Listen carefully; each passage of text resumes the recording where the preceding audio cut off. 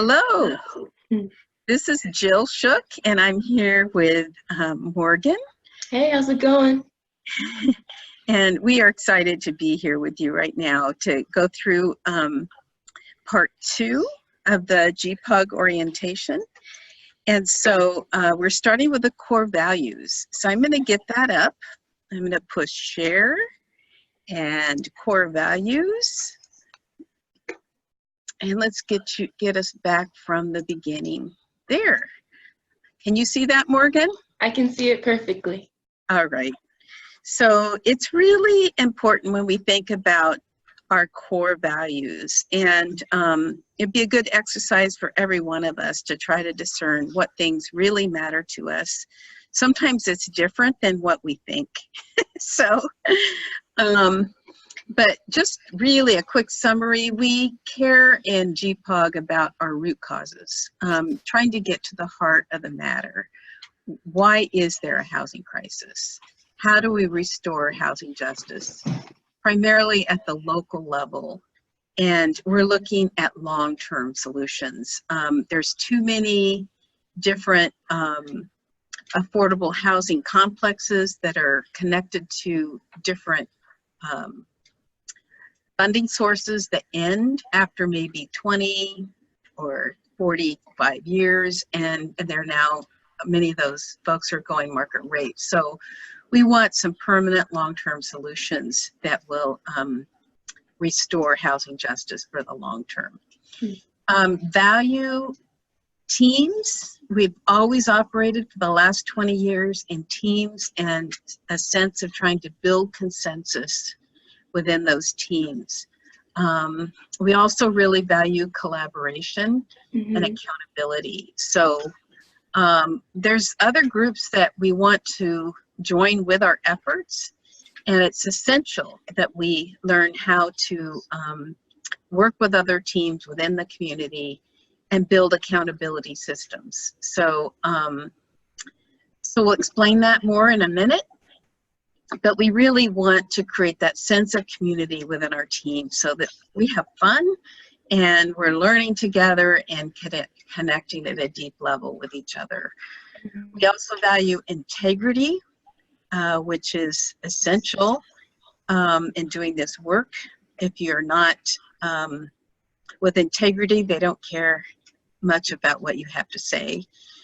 We value education that empowers and transforms, not an education just for information's sake, but education that truly brings transformation of our community and of our own lives, our own souls. We value integration. So how does this integrate with our lives, our stories, and the story of our cities? And then we value being faith-rooted. Our faith is integrated in all of this. So hold on your seats. Let's get started looking at each of these in more detail. So looking at root causes, it's interesting in asking those tough questions. Why are people homeless? You can maybe say, well, it's addictions, it's all these different, the cost of housing is too high, family disputes like domestic violence. There's all of those reasons, but at the same time, going a little deeper and asking, then why are there addictions? You know, why are there family disputes? Why is there not housing people can afford while they're going through these struggles? And why do they have to become homeless just because they have issues in their lives? So you just keep asking the why questions until you get to the root of what really is going on. So then you ask, what can we do about those root causes? So we have discerned that the cost of housing is really primarily the root of so many of the issues around both homelessness and the struggle that families have today to make ends meet. So we value teams, consensus, collaboration, and accountability. So the roots of GPAHG came out of a Quaker mentality. It's an interesting religious group that builds everything around consensus. And so you think about what it takes to build consensus, and it's a lot of discussion, you know, and to make sure everybody's on board and we're all 100% in agreement about what our position will be on something. I'm sure you can think about the value of that, even though it takes more time. The value of that is huge, because then you're a united front when you go and speak, and you can speak with authority without anybody saying, no, that shouldn't be the case, when we've all really wrestled with where we stand on an issue. So teams are important. We're not lone rangers. We don't try to do all this work on our own. We recognize that not any one of us have the full answer, but together we're better. And together we finally see the full picture, at least as much as we can, of an issue and how to make a stand on that. And we really try to hear and affirm each other. We have a number of folks on our teams that have experienced homelessness in their lives, and so they are just as important as the scientist at JPL that is seeking to weigh in on issues. We try to find common ground and understanding around those people and ideas that we oppose. Even people we oppose, if we dig deep enough, we can find something we have common. We have in common with them. We all care about people being housed. We all care that people aren't on the street. There's some basic core values you can almost always find with people, even that you might disagree with on how to get there. And so that's where partnerships are important. You build partnerships where you can. With some issues, you might not agree with some partners on some of those issues, and that's okay. But on other issues, you can build a relationship, and you need those partners. And then we try to celebrate our wins.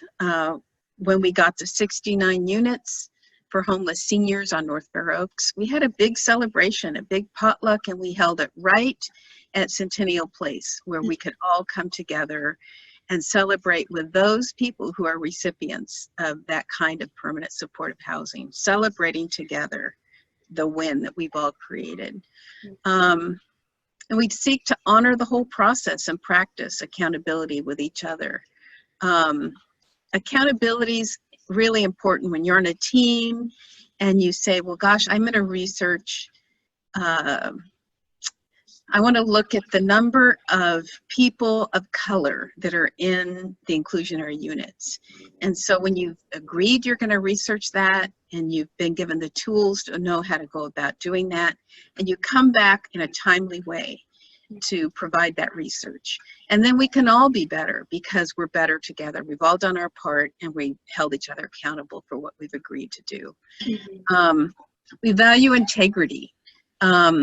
So again, if we don't have integrity, people are going to point to us and say, well, you know, you guys say you stand for homeless, but look at what you're doing. You know, you're not supporting those people on the street when you're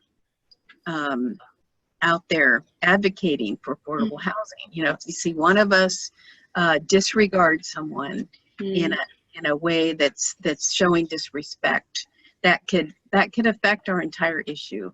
So we try to have integrity in our lives and show mercy and love to everybody equally, especially those people that are oftentimes not visible to most people, and they are to God.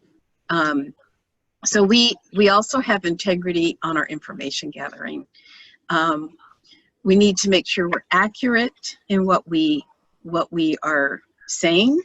I've been to the city council at times where I've said things that aren't quite accurate. In fact, I was doing a Housing Justice Institute in Monrovia, and I said something that was inaccurate, and the ex-mayor was there and he called me out on it. And believe me, that was quite embarrassing. And I needed to, you know, apologize to the whole group, and I really thanked him publicly for helping to make me accountable and accurate. So we also need to create safety within our groups. and that's part of integrity, that we don't alienate anybody, but everyone has an important part to play, and they feel safe to share what they have to give. That we aren't disregarding any one perspective, and so people feel safe to share. So that takes honesty, it takes courage, it takes love within a group to make sure that you feel you can share your part. We seek to resolve conflicts and keep our word.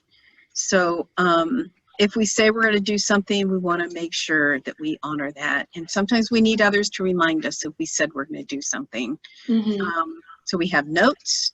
We read our notes, make sure they're accurate after each meeting. And we have our action items in those notes, and everybody we've had it publicly accountable which things we've agreed we're going to do.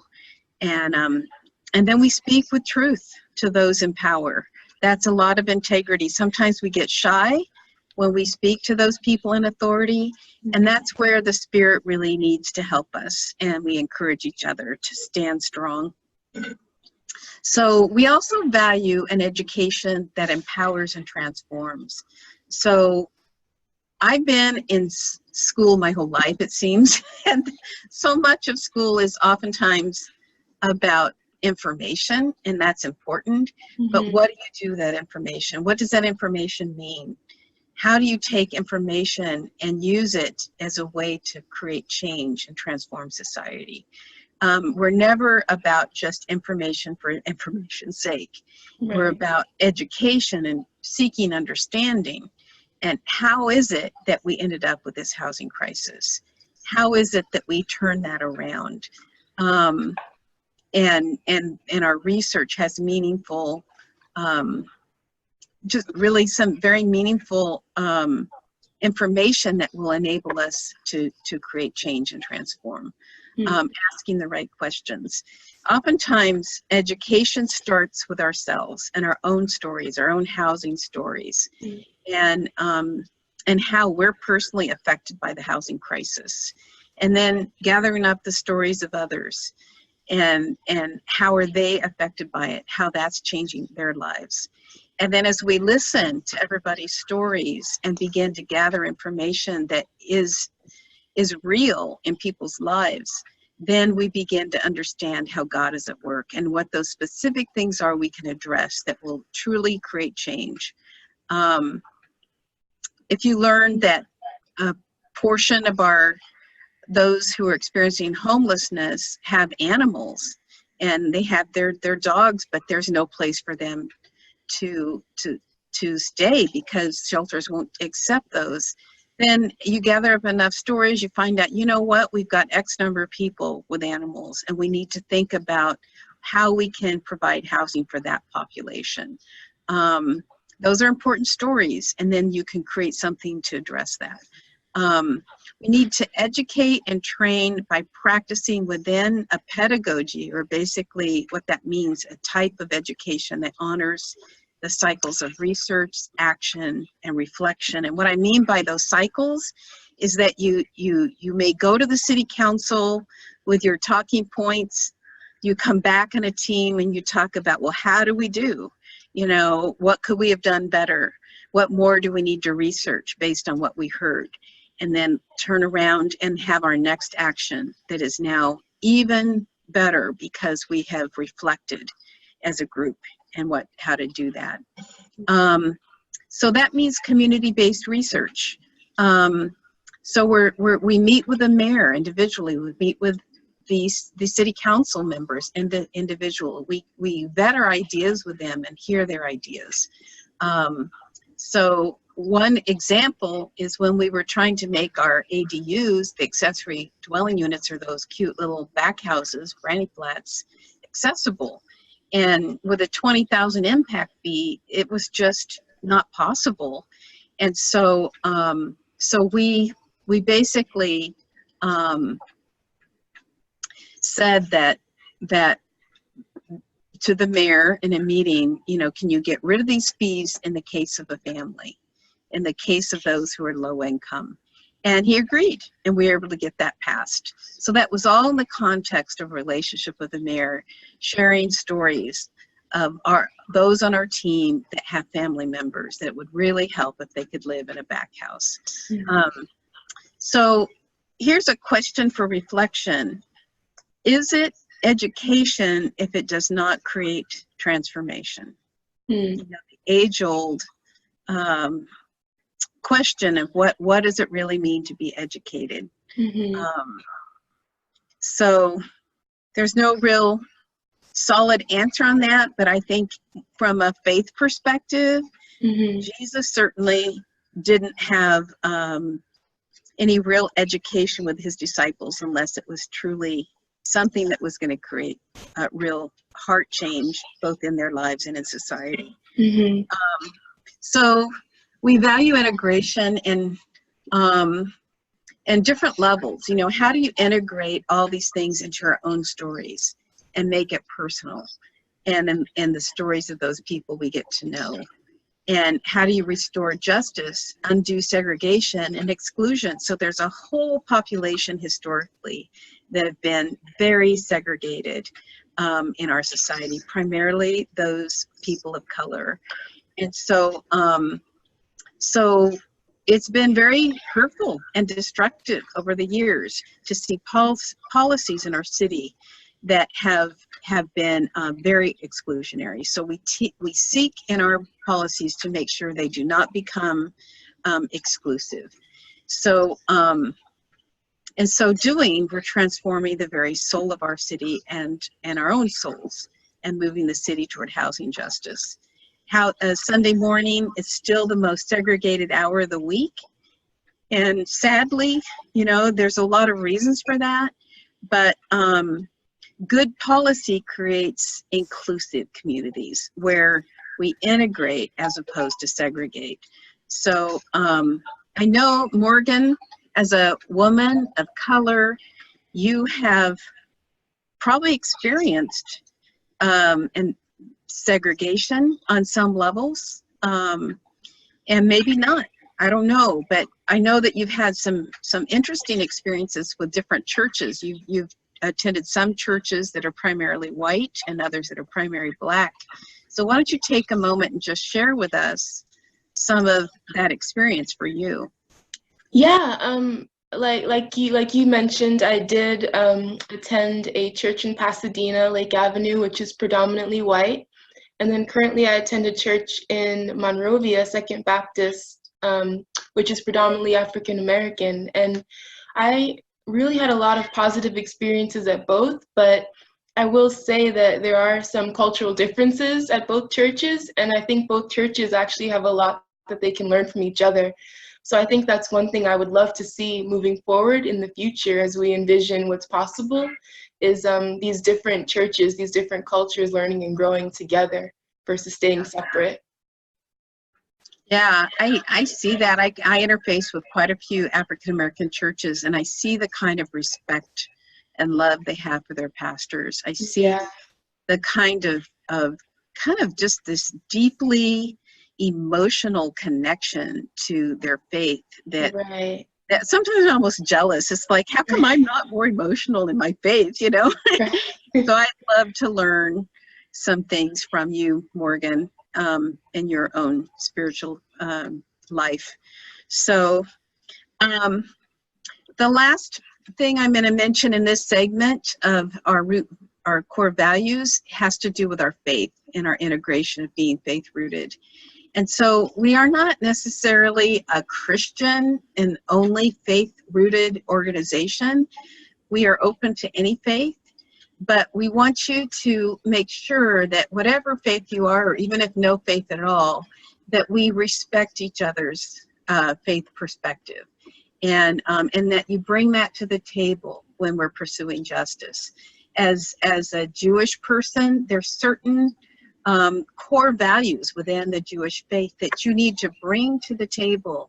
Even as a Muslim, there's certain traditions and beautiful concepts of honoring the land and honoring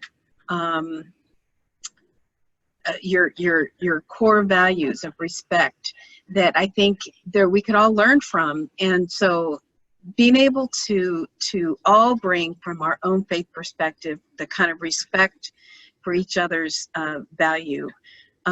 One of the Christian values that I see, even Jesus had a deep love for cities. He cried over cities when, like Jerusalem, when it was not hospitable and it would kill the prophets, instead of embracing truth. And so how do you emotionally fall in love with your city, and especially for the most vulnerable within your city? So we believe everyone, no matter their faith, reflects God's image. And so we need policies that would reflect that. What would a good policy look like where everyone is valued and seen as precious, even the most vulnerable in our society? So, so that's really what we're at with our faith. Here's just some practical ways you might see us exercising our faith in our actions. At the top, you can see a prayer meeting that we had on the site where we won those 69 units that I mentioned at the beginning of this recording. Mm-hmm. And we had all different faiths. We had a Muslim call to prayer. We had a Jewish prayer. We had just this whole array of faith traditions exercising their understanding of what it means to act in faith as we seek justice for housing together, and calling upon God for this site, which we won through all of our collaborative effort.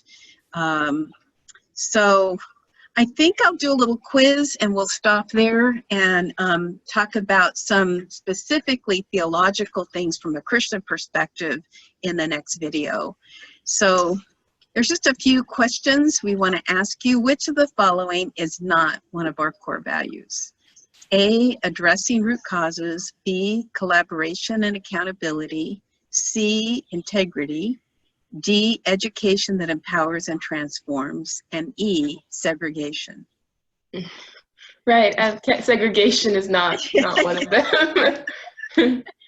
Yeah, I think there may be times when we have to have really tight agendas, you know, and some people may not have time to talk and they feel a little segregated. But that's a matter of showing respect for our time. But yeah, we definitely want to make sure everybody is welcome, and especially in our city, that we aren't using exclusive policies. So which of these are not in line with GPAHG's core values? A, when we explore the root causes of issues, it brings cause for deep reflection on the brokenness in us and our society. B, we find our voice and the support of a group to speak with love and truth to decision makers. We experience the transformation of our own soul and the soul of the city. C, reflection is essential to plan for the next action in order to secure a victory. And D, good housing policy assures that the character and the scale of housing is not changed, especially in efforts to integrate lower-income people throughout the city. So which one of these do you think, Morgan, might be the answer? Yeah, that is not in line with our core values. Yeah, D is an interesting one because on the surface, someone might think that, you know, assuring that the character and scale of housing is not changed could potentially, you know, preserve whatever, the feeling of the city. But yeah, if the value of integrating lower income people throughout the city is probably more important than maintaining the character and scale of the housing, I would say. Yeah, it's kind of a trick question, and yet this is the reason why a lot of times exclusivity of cities, by calling upon what we value, we none of us like change. And we all like small scale. We all like cities that, you know, that have cute little cottages and nothing is ever high density. And yet cities change, and all cities, if they're to house our populations in appropriate places, we do need the scale to grow. We do need to see maybe a third story on homes in a neighborhood, or maybe duplexes or triplexes, and maybe in the downtown area or certain appropriate transportation corridors where it would even go up 4 or 5 stories in some places. So we need to be open to embrace these changes if we are serious about really changing our city, but at the same time honoring the character of the city as much as we're able to. So thank you, Morgan. Thank you for this time. And we so appreciate you participating in this segment of the GPAHG orientation. Thank you.